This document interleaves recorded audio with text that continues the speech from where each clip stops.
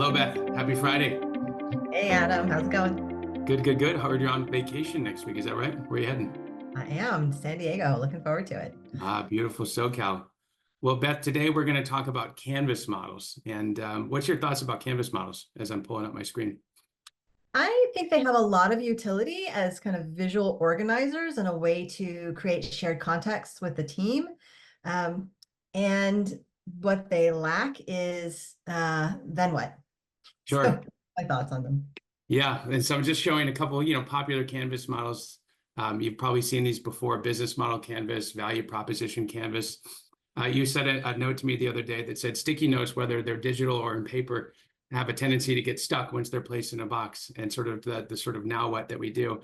One canvas model that people are pretty familiar with is a SWOT analysis, right? We often get asked to do this. Sometimes we do a SWOT for our customers. Sometimes we do it for our own internal business. It's normally laid out in kind of a 4x4 grid on the Mayahana platform. You can certainly do it that way, but we can also lay it out in our brainstorm by category exercise, which a lot of our customers and clients are familiar with. And so this is for Apple, right? The company that everybody loves or loves to hate, including myself. And so these are sort of strengths, weaknesses, opportunities, threats, and we've done our work. At this point, we can wash our hands and sort of be done with that. But I thought, wouldn't it be interesting to sort of dig into each of these to create some awareness or some conversation around what are the strengths that are going to enable our success in the future? Which of these weaknesses should we be most concerned about? What do the threats actually mean? And what are the opportunities that we should do now versus do never or later, right? And so what's nice, as you know, is we can sort of accordion view just the strengths, right? We can sort of dig into those. And then what I asked the team to do is to do a quick Likert scale evaluation around how important are those to our success, right? How much should we double down on these things? And you can kind of see that we all agreed innovative products is the kind of most important thing. So our team could say we're proud of that, but we should also probably extend that strength. Global retail presence maybe was a conversation that we need to have in terms of, is that a strength that we want to continue to invest in and focus on, right? So it kind of extends this into a conversation. The second one was the weaknesses, right? And I put them in red here, but we know Apple has a reliance on hardware. Is that a weakness that we should be concerned about, or nobody cares? We can make a lot of money on it anyway.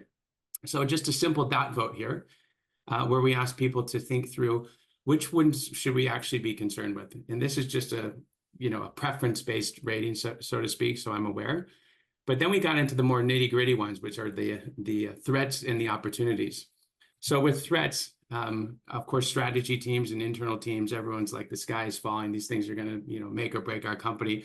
And so we had a more of a long qualitative conversation on those threats.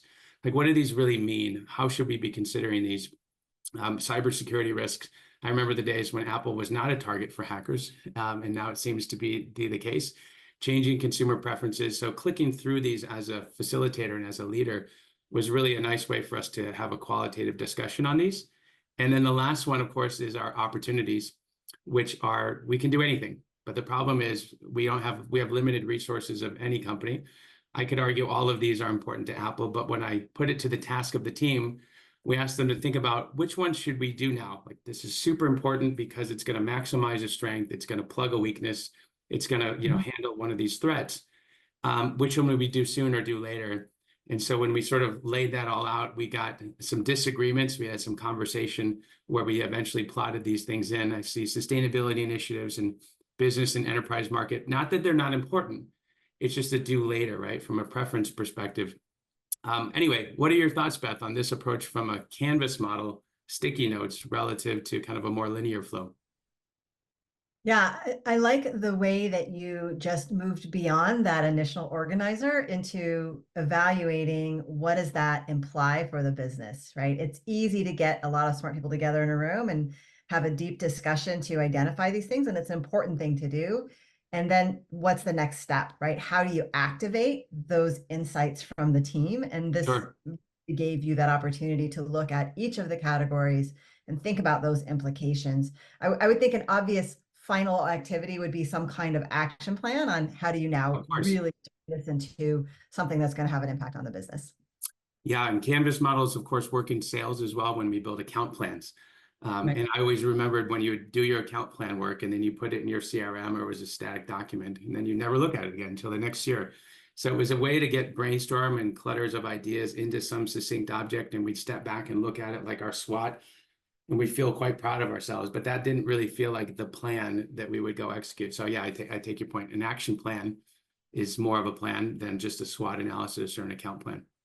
Yeah, you want to get past those 2 dimensions and see if you can add a little bit of depth there and bring that 3rd dimension to life.